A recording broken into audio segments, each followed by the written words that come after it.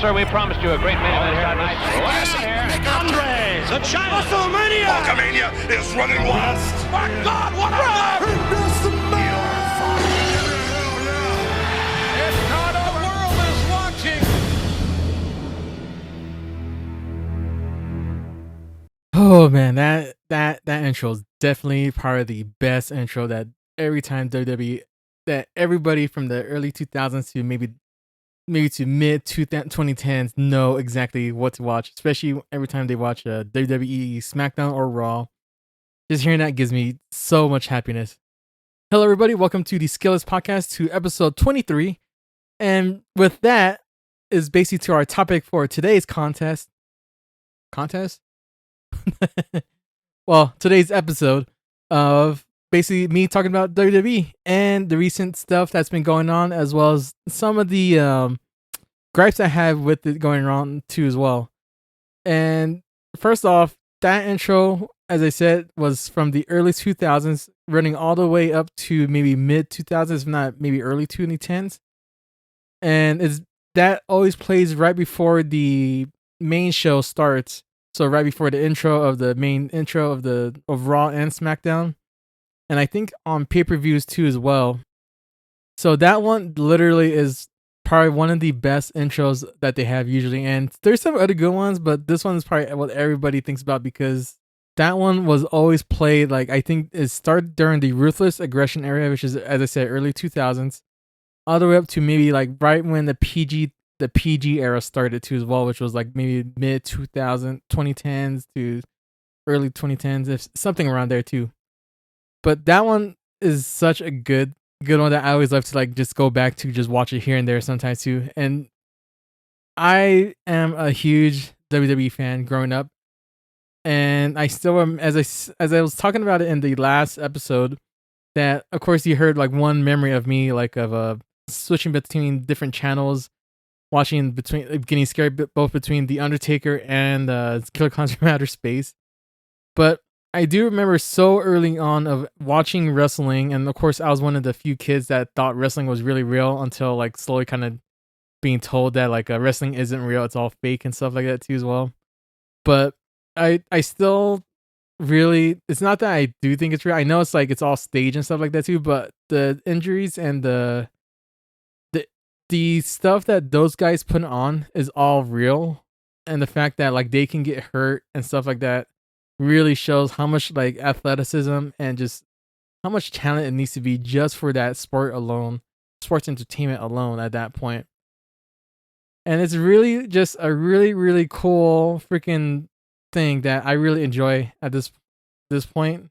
And it's crazy to see how much like it's grown from the very early on to basically to where it is right now, and how much bigger it is at this point too as well. My experiences for today will be mostly subjugated to WWE, since that is the brand I mostly know about, and the fact that like I kind of grew up watching at this point too as well. I didn't watch up growing TNA nor WCW. I was mostly a WWE kid at that point too as well, and plus that was like back when I was like maybe that was like when I was like probably like when I was born to like when I was like maybe 5 years old at that point too as well. So that one is like pretty cool, but there's so much I want to talk about that it's kind of hard to pinpoint what I want to start off with at this point. Let's go ahead and start with some of my favorite wrestlers that I really do enjoy like watching back in the day to right now. And the biggest one that my favorite wrestler is The Undertaker himself, Mark Calaway. And it's the one thing that I really enjoy, because also then, as I said before, I was scared of his music, but also then growing up knowing how much of a badass he is too as well. And the fact that his persona is mostly based on like a like supernatural phenom that has very little words to say, or like the words he say is more spoken the truth. And it's just so cool just seeing his like whole thing going, like his whole evolution from the very beginning to when he got introduced into the whole WWE era, to when during the Attitude Era, where he became almost more like a cult leader kind of like thing. And then once the Attitude Era and the Monday Night Wars like ended at that point, he switched it over to the American Badass, and basically he went for that for a little bit after the Monday Night Wars into the Ruthless Aggression era. And also then the fact too that like after a bit he knew he had to like go back to the OG Phenom, where like everything was all mystical, supernatural, and just like plain old scary at that point.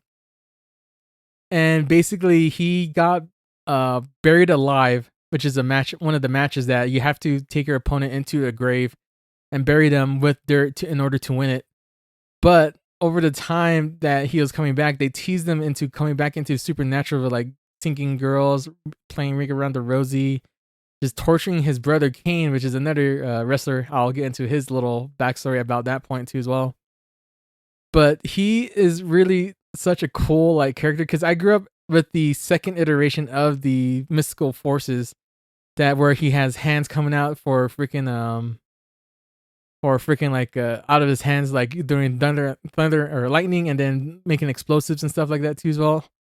And it's just, he's just a really cool guy. But also then the fact too that like he never really broke kayfabe, which in the wrestling world is basically kayfabe is what it means is kind of like keeping yourself true to your own character, even outside of the outside world. So like if you're like shopping and everything too, like you'll still be in character at that point, or if you're walking around, you'll still be character. So like the Undertaker, he doesn't really talk and kind of do some like doesn't really. I haven't seen him do signings at least, like as the Phenom and stuff like that too. But I'm sure he probably does some certain like Make-A-Wish or something like that too as well. But he's been one of the longest running characters that has never broke kayfabe, all the way up from his beginning inception to basically when he retired back in I think probably like back in like I want to say 2020, if anything, if not 2018, I want to say. I think it's the one with Roman Reigns when he got defeated by him in the second time, when he went and left his gear in there too in the middle of the ring. But after he retired, like he finally started becoming more like, it's kind of like a mixture hybrid of like all of his characters. So, but the main one is basically the American Badass, where he can be himself, mix in with like the Phenom, like supernatural stuff, and the cult leader. But it's also mostly just him being himself finally at this point. And it's really cool just seeing him like be able to kind of like show, especially nowadays, like showing more of like himself. But, and I'll say though that he started a podcast, which I really enjoyed the first iteration of it, which was called 6 Feet Under with Mark Calaway. And it's such a good, I highly recommend it, even though it's not continuing on. I highly recommend like just listening to it, and just because this iteration of it compared to what's going on to what it is right now, this iteration of it is more of a like kind of like boys chilling around telling great stories and stuff like that too. It feels like so natural, like able to like listen to all the backstories or like the stories that like you want to hear from like these wrestlers, since there's hardly any like especially at the time that these wrestlers wrestle, like it was so strict in kayfabe and just so strict in like not getting things out and making sure that like to keep it real with their characters, that they don't really like interact with the fans or like tell these, until right now where they tell these stories that that everybody wants to listen to. And it's just like able to like, oh, as I said, it's almost like talking stories with your friends and stuff, like saying like talking a lot of shit, and like some of the funnier stories that like you hear that you can't believe that actually happened. And it's really cool too, because they brought some of the older wrestlers that you don't really like don't really think about, or like you kind of wish that they can interview, like just like one of them was Booker T that they had on there, and then they also had Kane, which everybody requested too as well to have, which is basically in the wrestling world, he's Undertaker's brother in it, but they're not actually brothers. They're not actually brothers, but they made it to where they're actually brothers in the WWE universe, and that's a whole story on its own. but Kane was such a good, like a scarier alternative to, and what the person to basically be 1-to-1 of the Undertaker, because at that time nobody was basically big enough or like seemed towering enough to challenge the Undertaker at that point too as well. And he was like almost as tall, if not a little bit taller than the Undertaker too, which is crazy to think about because the Undertaker is already tall as it is at this point. So it's like just to see somebody that's a lot taller than he is crazy on its own too. But this one, he's not in the, like, he's kind of in the supernatural stuff too, but he's more of like a demon from hell, where like he actually like raises both his hands up and then like shoot it down really quickly to make pyro fire come out onto the ring post. And even on his entrance music too as well. Like the first one was more like church organ music and stuff like that too, but the second one, I think in the what was it? I want to say 2000s, if anything, when he changed his theme music, it became more awesome, like a rock music, which was like what is the music? So the song that I really love from Kane is basically called Slow Chemical, and it's by the band Finger 11. And Finger 11 is also a pretty good band. They actually have a couple of other songs that I really do like listening to. But yeah, they had a Kane on the podcast, and just hearing their stories, like, and it's really funny too, especially the way how, like, you can easily tell like the camaraderie between those two, and just listening to it. That was thunder right there. I don't know if you could have heard that in the mic and everything too. But yeah, it's basically like such like good listening to their stories, especially like I wish Paul Bearer, like Kane and Undertaker's original manager, that he was still alive right now, because I'm sure he had so many good stories to tell about Undertaker, because from the way how like Undertaker and Paul and Kane talk, or Glenn Jacobs, how Mark and Glenn Jacobs, Mark Calaway, which is the Undertaker, Glenn Jacobs is Kane, how they were talking about Paul Bearer kind of being almost like a trick, like a prankster to both of them, and also like being like just pretty funny. That like I wish to hear some of the stories that he can tell that he has. And Paul Bearer, like real name was Percy Pringle. And basically like just hearing because they have a documentary, I think on Peacock, of nothing but Paul Bearer's history, his backstory, his him growing up and everything like that too. Like it's such a good, like, as I said, if you choose any wrestler that they have a documentary on, although there are certain documentaries that are pretty much like bad at the time too, like the Ultimate Warrior had one when he left WWE or WWF at the time, that they made like a pretty bad, like, or like almost like a skating kind of like a DVD, but they rebranded it once he came back and everything too as well. But it's such, I would say, like if you choose a lot of WWE wrestler and just look into their backstory and like growing, like and why they became famous or how they became who they are right now, there's going to be so many like interesting characters that you see that it's really crazy to see that some of them are still wrestling even to this day. Like freaking Edge is still wrestling right now. Freaking John Cena, of course, which is starting to become one of my favorite like wrestlers too as well. And it's just like crazy to see some of these like newer talent still wrestling. Or, well, the older talent that's from my time during the early 2000s when I was growing up, still wrestling. And then even then, some of the older or the newer gen too as well that are wrestling right now, giving them their best shot, that they're making their name of their own too as well, is pretty awesome too. And basically, it's that camaraderie, just listening from the 6 Feet Under podcast, at least with Mark Calaway, was such a good, that I wish they kept continuing on with that format, because they, as I said like before, they had some of the recognizable character wrestlers that they had on here, like Booker T, Kane, freaking Jake the Snake, but they also have some that like even I haven't really much known about, or like I kind of forgot about, which was Maven, freaking Midian, and the freaking his brother on there too as well. And it's just the fact that like listening to their stories is so funny, and it's just so good just to listen to their back stories, as the stories that they have in the back, like backways and stuff like that too, because these are stories that you don't really hear often enough, or the fact that you don't, and the Godfather too as well, and Mark Henry, Mark Henry, and you just don't hear these tales enough to fact that like you treasure each and every story that you hear, that because with the podcast right now, it's now currently under 6 feet under with The Undertaker.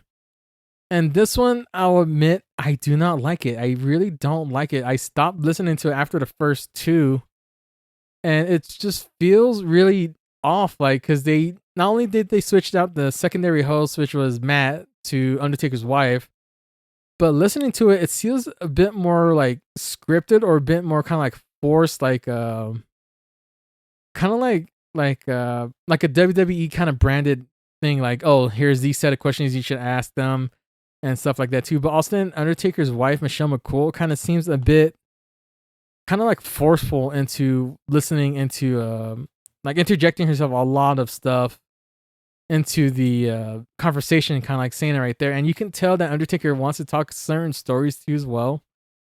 Yet it seems like he can't, because it's like I haven't like never done it, or since I'm single still after all these years. But it's like a guy like trying to talk with his friends and everything to be able to relax, but yet he's a bit different when he's talking with his wife next to him with the guys, and he can't say certain stories or can't even talk about those stories back then too as well. So it's kind of it's so much of a different feel of it, which kind of sucks to like really say that too, because the guests that they have on there, they have like freaking Braun Breaker, they had freaking Kurt Angle, they had Shawn Michaels, freaking, oh my god, I would have loved to freaking hear those stories from back in the day when it was like with Mark Calaway, not with The Undertaker. And it feels like something's just been lost at that point. And I just really hate that happened at that point. Like, I really wish that they could kind of switch out Michelle McCool with Matt again. And I just want to, I really just want to have that old like feel again too, where like it's just like they can easily just chill, just kind of like talk and just walk. Basically, kind of like how like me and Josh did like earlier in the earlier podcasts and stuff like that too. Kind of like that kind of feeling, like we could just shoot the shit at that point too as well. But that's mostly all on the under the WWE brand anymore at that point. So I kind of stopped, as I said, I stopped listening to it after episode 2 at that point.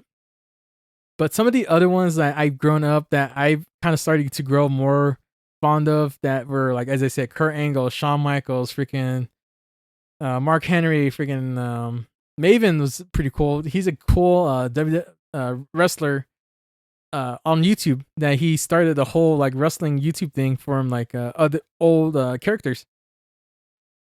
Sorry, old wrestlers that were appearing on there. I want to say characters because that's kind of like how I feel that they're playing as like when they were in WWE at that point. But it's really cool, and I'll tell you though, as I said, my whole history with wrestling, it started off with me being young, watching it all the way up to, because I was able to watch it mostly because it was it would be on the antenna channels, so like the usual like Fox, NBC, ABC, like CW, whatever like was the portion of it in LA. And basically, it was every Thursday, and I think, I don't know when they switched to Friday, but I think it was like mostly for me it was like Thursday night SmackDown when I was able to watch it, because Raw was always on the premier cable channels on that too as well. So, but I was mostly a SmackDown kid watching everything from there. So like, as I said, from Undertaker to freaking Rey Mysterio, Batista, freaking John Cena was also on there too as well. Freaking Eddie Guerrero, JBL, like just so many freaking like wrestlers on SmackDown that I grew up watching. And I don't really know much of, or starting to grow more of liking of the Raw part, because Raw had like Triple H, Randy Orton, freaking Ric Flair, Batista of course as well, John Cena as well. And there's just so many like characters that was like on there that I kind of had to like look more into, because I as I said, like I've mostly been on SmackDown because I was mostly had the antenna channels at that point, and we never had like cable to like watch Raw at this point too as well. So with the older people I've kind of like talked about,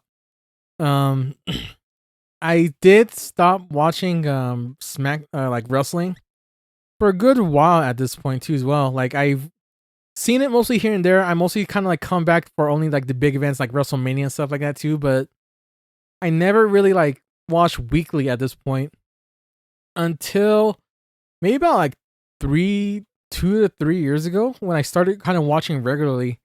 And that was back when Cody Rhodes started coming back to the wrestling world of WWE, because he used to was it a little backstory on him that he is the son of a plumber, or son of a blue collar worker named Dusty Rhodes.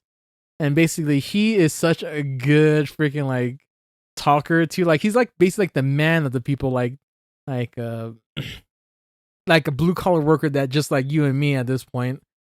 And basically just got that style, that wild and of just like, I guess as the current people said, aura around him, just like peaking at this point.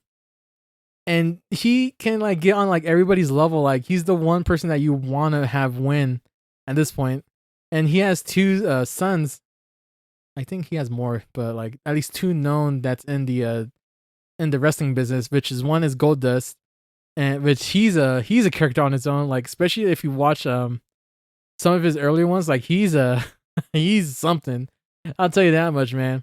But he also is a pretty good like a comedian, or like a comedic act with Booker T at the time too, which I highly recommend like watching it. I think I'll put it in the link dump or in the description down below. But like he is like, with him and Booker T was so many good segments and stuff like that too as well. That's so funny just watching him, and the fact that he managed to break people too as well. Like just especially the one with him and the ring with Ric Flair and Triple H. Like you could tell that they didn't want to laugh, but freaking made them like just crying out laughing at that point too. Just so good. But his other son, Cody, he kind of like was like a little on the back burner. Like he didn't get much attention at that point. And he basically like kind of went through so many like character changes, kind of like persona changes, to one point where he kind of just got frustrated and wanted out of his contract, which they allowed him. And basically he just started like making himself known on the indies. So he went to like New Japan. He went to like through around the indies, trying to become to what he is right now. Like get to like figure out who he is, what he wants to be at that point. And basically Dusty Rhodes was known as the American Dream, while now Cody Rhodes taking up the moniker of the American Nightmare. And what's crazy too, that like if you listen to his theme song, it literally is exactly as like he says that there's more than one Royal Wrestling family, because everybody now knows of the Rhodes because of everybody's involvement, especially like I don't know, like Dusty was involved with the training with the younger talent in NXT, which is their developmental area. And there's been so many like people that came from that training from Dusty that they've been called Dusty Kids, and they had been like, if you hear like many wrestlers that were like trained underneath and has so many glowing reviews for him, and the fact that like they even has their own like Dusty like accent that they do for them too as well, which is so funny. Like listening to each and everybody's like their own personification of Dusty Rhodes like accent at that point, because he has such a unique like way of talking. Like, yeah, baby. God, I'm butchering this. I'm butchering this so much. Like, yeah, baby, you gotta roll with this, man. You gotta roll with this, brother. Oh my god, I gotta not do that again, or at least learn to talk like him. My god, that was bad. That was bad as like the one I did in D&D for freaking Macho Man and freaking Hulk Hogan. Boy, those are, oh man. I mean, at least I kind of got the point with, at least especially with my own movements too, that I can have to do. But going back to Cody Rhodes, he came back to WWE, I think about, I think 3 years ago, I think in 2022 or 2023. He became because he, as I said, he grew up like trying to find himself in the indies, New Japan. And he also went and made his own company, which is still going on right now, which is called All Elite Wrestling, or AEW. If you heard of that, that's the shortened saying for it, AEW. And at one point, like he's did really well for it too as well. But like he basically was kind of like starting to kind of get almost hated at that point. That like they kind of like went and like canceled his contract, which was pretty crazy too. That like it's basically almost like the founder like being cut from his own company at that point. And what's even crazier too, like it was within like a couple, like maybe a month or two, I think, since when he was cut from AEW, that like people were speculating him to coming to WWE. And it's crazy. And the fact that like I think it was, from what Cody was saying, that it was Vince himself that called him, wanted him to be like back to WWE. And the storyline led up to it because Seth Rollins at the time, he lost, I think, the Royal Rumble, or like he lost something, I can't remember. And he wanted an actual match at WrestleMania. And he even went to Vince's office trying to plead his deal, like I want a wrestling match with somebody. And then that's when Vince told Seth Rollins, okay, if you want a match, I do have somebody in mind at this point. Just go into the ring and basically you'll see your opponent. And when Seth Rollins came out, he came out as his usual self, went to the ring, was waiting for his opponent. And it was a good maybe a minute or two till it came. Like it felt like a long wait, wondering who it was. Next though, as I said, that intro opening going up, and literally freaking the minute the song hit, everybody started cheering because freaking the prodigal son, as I think freaking Michael Cole said, come back to the WWE world, and his entrance was freaking awesome. Like literally rising up from the freaking smoke machines and stuff like that too, like in such a badass pose that freaking, and everybody started cheering on. And I'll admit, that's one thing I love about WrestleMania is everybody's freaking like reaction, or like when they can make it to where like certain wrestlers will come back for WrestleMania and just have a huge pop from hearing the crowd at that point too as well. Or just surprise appearances that you never really thought about like seeing at that point. Like I'll like there's certain surprise appearances I'll put out on there. Like freaking of course, as I said, Edge freaking was a one, which is a really big one because Edge was the he did something to his neck that I think he fused his neck to the point where he can't wrestle anymore. Otherwise he'd be permanently immobilized, or if disfigured, or was not disfigured, it's horribly like maybe could be a paraplegic at that point, if anything, if something else go wrong, if he keeps wrestling. And it's basically between like both WrestleMania, like they started doing it a lot more now for like different PLEs or like live event, like paid live events. But used to be is like mostly see it during Royal Rumbles, and also then you see it during like WrestleMania moments. Like as I said, one of them was the Hardy Boys in a tag team match, hardcore tag team match. Cody Rhodes was another one too. Stone Cold Steve Austin was built up, but they knew they came back. And freaking there's so many like surprise appearances. I think WWE made a video on that too as well, of the best surprise appearances in it. But Cody Rhodes came out, freaking wrestled, and what's the crazier thing is that the trajectory, how he came back, and the way he skyrocketed to almost being almost now the face, like the one taking over the face of WWE. And it's such a crazy, like, especially like, I think he was the one that brought me back to wrestling at this point, back to watching it week by week, at least slowly kind of starting it, because his first lead up to WrestleMania 39, of him wanting to complete the story. He wanted to come back to get the World Heavyweight Championship, which his dad was able to do, but in a technicality that he lost the championship, so he never managed to get the gold. So Cody's been wanting to win that championship gold for him, for his family, which sadly that Dusty wasn't, it's not around anymore, but he wanted to get that gold for his family so that they can literally finally get the gold and able to say that, hey, a Rhodes finally got the gold that was taken away from them so many years ago. And this was in the 70s too as well. This, like, Dusty lost that championship in the 70s, like won it and lost it in the 70s, which is crazy to think about it too. And the fact that, like, it lead up to WrestleMania 39, which it was the main event. I think it was the second night main event. And it was crazy too, because it looked like he was gonna win it, but he ended up losing it to Roman Reigns, which is insane to think that, like, with that build up, it didn't seem like it was gonna be. It seemed like he wasn't even gonna win it at that point, or never gonna get the chance at that point too as well. And was it crazy too that he was actually able to challenge Roman Reigns because he won the Royal Rumble that year, which guarantees a shot to one of the champions, which was, I don't remember who was at the time. It was Roman Reigns and somebody else, to get a championship match with it at WrestleMania, which then he challenged Roman and then started going after that.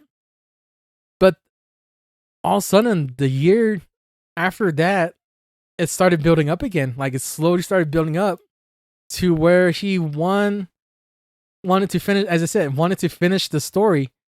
And literally, he went and won the Royal Rumble 2 years in a row, and which is even crazy too, because that was when CM Punk came back, and pretty much like everybody thought that it was going to be CM Punk coming back to get the championship, because Seth Rollins had the other championship too as well. Yeah, as I said, like, it'll lead up to, because literally he won the championship or won the Royal Rumble 2 years in a row, which hasn't been done since Steve Austin did it, like, I think before the 2000, like, I think 99 and 2000s. And then at one point, all of a sudden, it became like something was bothering Cody, that he came to Raw to basically, I don't know, you could tell, like, he wanted to say something like off of it, but like, I guess he talked to the crowd saying that like okay, so even though I run the Royal Rumble, I have to concede to giving it to somebody else, which was The Rock itself, which then led to like everybody wanting, like, because this was a matchup long ago that everybody wanted to have The Rock versus Roman, like a match that everybody wanted to have booked. But what's the crazier thing too, like, it seemed like it was gonna go that route. It was gonna be seeming like that route that Cody decided to give up his championship shot, giving up his story, or like putting a pause on his story to like give it to The Rock at this point, which in its own rarity, and I'll put it in the link, because they did a whole documentary on this whole storyline, that like the crowd themselves wanted Cody to finish the story. Even though like everybody, like a lot of other people saying like, no, screw this Cody, like we want Rock versus Roman. It seemed like the way how they did it on the fly was insane. Like you felt it's like the lead from that point on to the Las Vegas like slap, and it just like it's the lead up to WrestleMania 40 was huge at this point. Like, this was probably the most talked in the freaking wrestling world at that point, because of just how the storyline was leading up to it, from The Rock taking this at freaking Cody taking this at Rock and Roman, and then having freaking like two main event match in a row, night to night, with Cody and Seth Rollins versus Rock and Roman, to see if the Bloodline, which was Roman's crew, can interfere, or they have to or if like they won't interfere with the match, or have Bloodline rules, which anything goes at that point too as well, which then leads into the main event on WrestleMania 40. And it was so cool just watching it too as well. Like, it's great. Like, night one was cool, but like the crowd wasn't into it because I guess it was a little bit colder. But night two was basically part of the best like nights that they had, and the crowd was so into it too as well. And just hearing the match alone on night two, it was fucking amazing, I want to say. Especially when Cody finally got the final three. Cody, like, what? Hold on, let me see what's his final name. Okay, I was thinking right. So after Cody did the final 3 crossroads, which was his finisher, and then hearing like freaking every like 1, 2, 3 along the fact that you hear Michael Cole like after every freaking like count going finish the story, and freaking Cody finally winning the gold that he so sought off for, actually finishing the story, make almost, it's such a good, like, it's like a movie moment where like you feel so happy for the guy that everybody was so good. I don't think there's a dry tear in that one too as well, because even Michael Cole, like you can hear it in his voice, like how proud he is, and even the announcer too as well, like how like you could hear it in her voice, like even she was gonna start crying with how happy it was to announcing the winner for him. And as I said, like it's even like crazy to think, like Michael, especially Michael Cole. Michael Cole is such an amazing commentator that like he was such hated in like 2000s, and like ever since he like, or when he like got picked up in commentary with Vince in his ears, but ever since like Vince stopped talking into his ear and like let him be himself, he became such an amazing like announcer commentator on the screen that like everybody loves him. And the fact that he knew Cody growing up too as well, and like seeing when he left and then came back and just seeing him rise up to the top, it just, he knew exactly how much it meant to him as well as meant to everybody watching him grow up to achieve the goals that he wanted to at this point. And it's such an amazing like story to like go through that whole 2 years of wrestling was probably the best in such recent times that I really loved each and every one of those times at that point. And basically after that, like it kind of did a little bit dip, a little bit here and there. He did lose the title to John Cena, but John Cena and Cody Rhodes had such an amazing like, it was SummerSlam of this year in 2025 that they had such an amazing match against each other that, my God, dude, that was like almost perfect match that even John Cena seemed like back to old John Cena. And boy, man, John Cena Pharaoh Tour was something. I'll tell you that much this year. It's a little something, like, because he came back, announced that he's on his final like Road Pharaoh Tour. Like he actually has only a couple more days, a couple more even matches just to finish out the year. And basically he, at a certain point, like you kind of started seeing him kind of a little bit off at this point, like, and then next thing you know, he became heel, or the bad guy in the wrestling world, because he turned on Cody, which is the biggest babyface right now, or the good guy. And basically like John Cena became like a pretty like what everybody wanted. He wanted him to be a heel, but over the time, like, dude, I'll admit though, the promos that he cut and everything too as well were really good. I'll admit some of them were so good too as well. And then, but then, like at some point, like it kind of seemed like a little bit off too as well, especially with freaking, oh god, that WrestleMania. That's why like freaking the WrestleMania match that Cody and John Cena did is almost like dog shit compared to what they did in SummerSlam.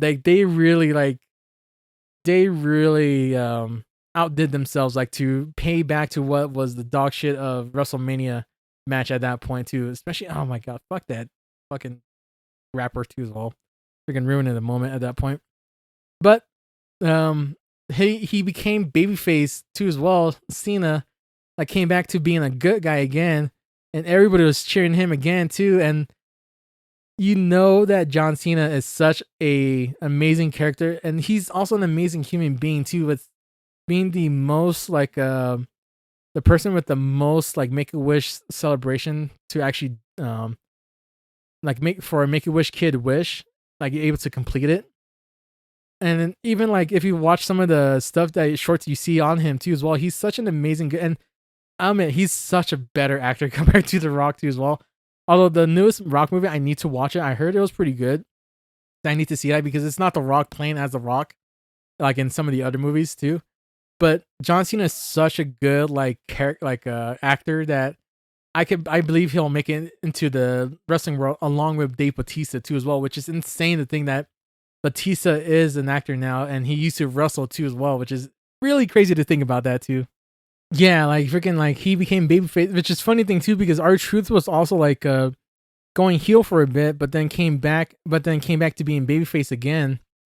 And R-Truth, I don't know what's with him or what's with booking him too as well. He seems like back to his he seems like they're not utilizing him a lot, especially with him being on his final year contract too as well.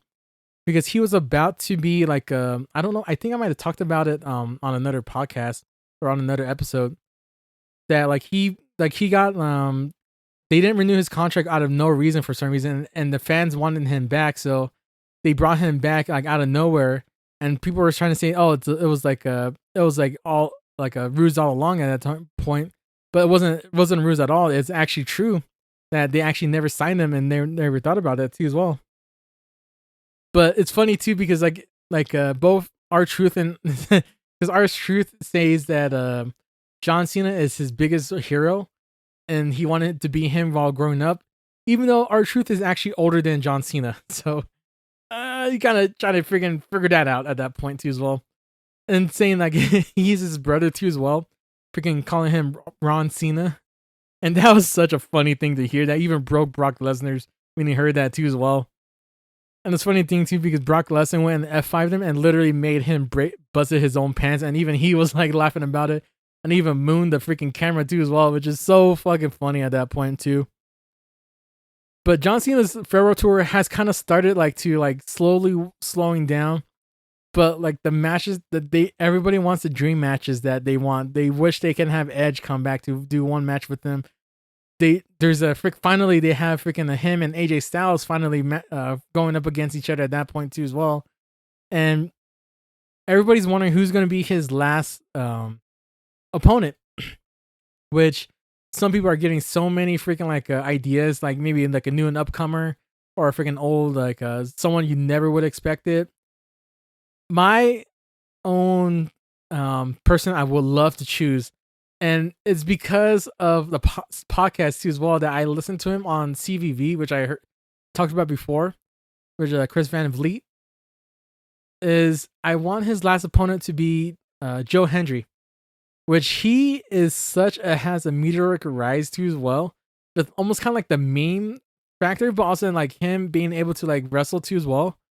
Because also then he's almost seen like a great bridge to when TNA was bought by like a WWE, and basically because he was the first TNA champion to actually appear on a WWE PLE with the championship belt too, not might I add, because he appeared first in NXT, which was crazy to unheard of, but then crazier that he was in the Royal Rumble too as well, and freaking in WrestleMania too, because freaking at the time Randy Orton was gonna face Kevin Owens, but sadly Kevin Owens somehow was managed to fight. Like, dude, I don't know how he managed to do that. Kevin Owens is a freaking like an old school wrestler right there too, for how young he is. He managed to freaking fight through a freaking no holds ladders and tables and chairs match against Cody Rhodes, freaking putting so much shit onto him, and he managed a freaking like no holds bar match against freaking Sami Zayn on a freaking almost like a broken freaking neck, like Kurt Angle. Like, it's insane he freaking did that. But yeah, freaking like he finally had to get an MRI, had to actually be shut down to fix his neck like spine injury, and Randy was definitely like pissed about that too as well, which is funny thing too because was it like I think it was a year back, like it was a callback because a year back he went and RKO'd the general manager and he had to pay the fine. He and the fine was $500, but Randy gave him $1,000, and he says like, "What's this? I only asked you for $500. Oh, this is for later." Literally, almost a year later on that one, fucking like he started RKO'ing him, the general manager, and everybody else in it because of how pissed he was that pretty much like he lost the freaking freaking match that he could have it, but then somebody said that like, or I don't know, I think it was the general manager said like, okay, I have a opponent for you, like, or like you can have a match in it, but it's gonna be like a okay, bring yourself like an open challenge at that point too as well.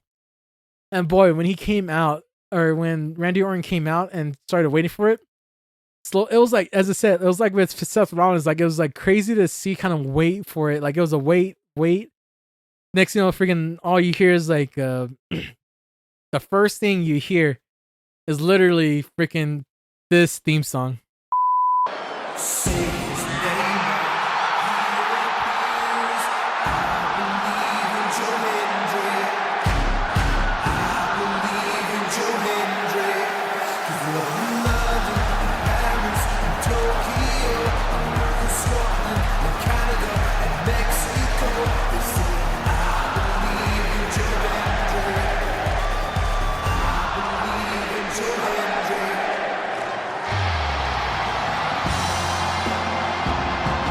Say his name. Well, I can't believe it's Joe Hendry! And he appears. I'll tell you what, the people say they believe in Joe Hendry. Joe Hendry's gonna have to believe in Joe Hendry more than he's ever done in the past. The TNA World Champion is here to challenge one of the all-time greats in Randy Orton. And his opponent from Edinburgh, Scotland, weighing in at 252 pounds, he is the TNA Champion, Joe Hendry! And as you can tell, like how much of a pop he's gotten too as well.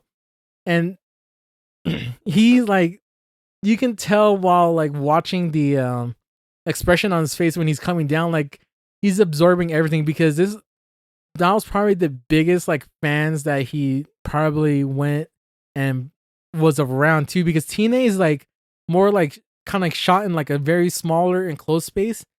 And like the fact also then too that, as I said, he has such a meteoric rise that he managed to make it like happen on his own. And he even like, I listened to him. It's a funny thing too, because I listened to him like a year beforehand, and he was talking about, because I was thinking like, oh, John Hendry, okay, I'll just listen to it.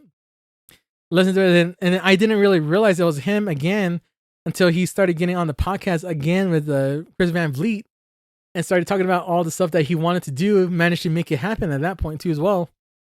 And it's crazy too. And one of the things he wanted to happen was he wanted to be one of the opponents for John Cena before he leaves too.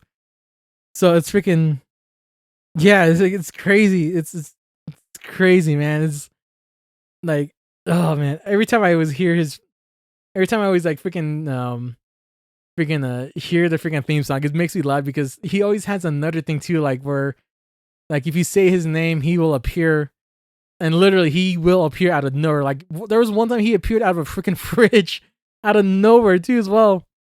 So like if anybody says his name, Joe Hendry, literally I'll just hear like if you say his name, he appears. Well, we need to find something else to cheer you up. Look, just let me be sad. How about that? You want to know what always cheers me up? No, I don't actually. Say his name and he appears. Ren, I stop. believe in Joe Stop. Hendry. He's not gonna show up, so stop. All right? Say his name and he appears. I believe in Joe Hendry. It's great to be back on NXT. Thank you, Ren.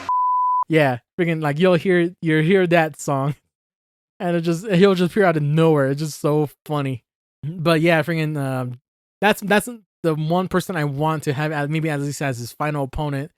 Have such a great match before, because I think they already have a set date for his final appearance and his final match too as well, which is gonna be a Saturday night main event. Which I'm so glad that it's gonna be on Peacock and not gonna be on fucking television too, because freaking that was annoying as hell, having to sit through those damn commercials in the middle of the matches, because it seemed like there was more commercials than the matches itself, which is pissing me off at that point. But the one thing I'll tell you though, the one thing that's pissing me off though too as well is basically currently WWE has a contract with ESPN now, which would be okay, but they said earlier on that, oh, we won't have the PLEs until next year, starting next year. But then they changed their mind to saying, oh, we'll have it in September with WrestlePalooza. It's like, okay, then. So then the ESPN started saying, oh, hey, we have this new app that you need to join and everything too as well. We'll sign you up and everything. Like,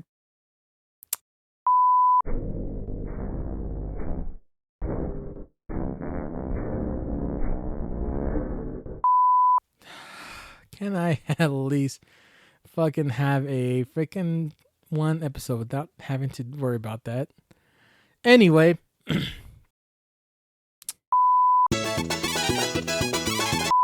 Is this really 2 times in a row? Are you fucking serious? Please, stop it. I'm trying to freaking finish the freaking episode. Stop it.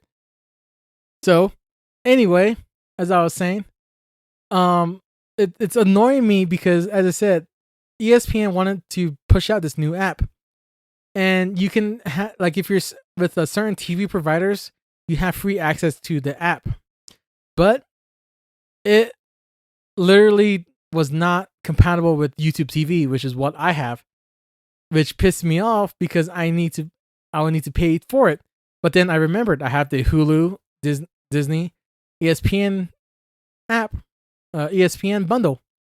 Apparently that doesn't work because it's ESPN Select and it's not part of it. So, and I literally checked the pricing for it. It's $30 a month for fucking the app. It's $30. Are you fuck? So I am kind of pretty angry about that. That I will need to spend another $30 on top of already having to pay for Netflix, on top of having to pay for fucking YouTube TV, which luckily I'm not paying for Peacock because freaking like that's through my internet provider, and it's already getting so much money just trying to freaking keep track of every single thing. Like I'm getting nickel and dime like everybody else of trying to freaking keep track of everything, and now I need to pay another $30 just for one PLE per month. At this point, it's kind of really fucking annoying. And I'm at this point, if it literally comes to this, I'm not buying to just watch PLEs at this point. Like, especially after like I already have the ESPN thing, which I'm really hoping that they fucking like get contracts for YouTube TV and other, which is even crazier too, because freaking WrestlePalooza was sponsored by freaking Xfinity, yet Xfinity TV owners couldn't have access to it because it's not part of the contract. It's so fucking frustrating. But that, yeah, I'm very frustrated with WWE at this point. I'll still keep watching freaking Netflix because my mom also uses Netflix, so I'll still be using that. I'll still be using YouTube TV because I have my Sunday ticket on there too, so I'll still be watching Raw and SmackDown. But I won't be going and getting $30 for ESPN unless they freaking link it up with my YouTube TV. And basically, God. But I do hope I want to try to go to the one in Raw, and that's coming into town, like I just said, in about less than 2 months at this point. Because I really wanted to go to that taping of Raw in person too as well, because that is one of my bucket list item. Because as I said before, I don't know if they're ever going to be coming back here or if it might be even at a stop at one point too as well. But that's for now. All I can think about is for wrestling at this point. And sorry for like a certain parts where I have to kind of like stop, clear my throat, or like where my voice sounds a little bit scraggly at that point. Because I yelled a lot today, or been screaming a lot for the Raiders game today. And as always, they've been a disappointment to me as well. Losing against the Bears at the very final moment with the freaking block kick, which is so stupid how there's been block kicks. But I'll leave that for the next episode. Thank you for watching, and hope you have a good evening, good morning, and good afternoon. See you around.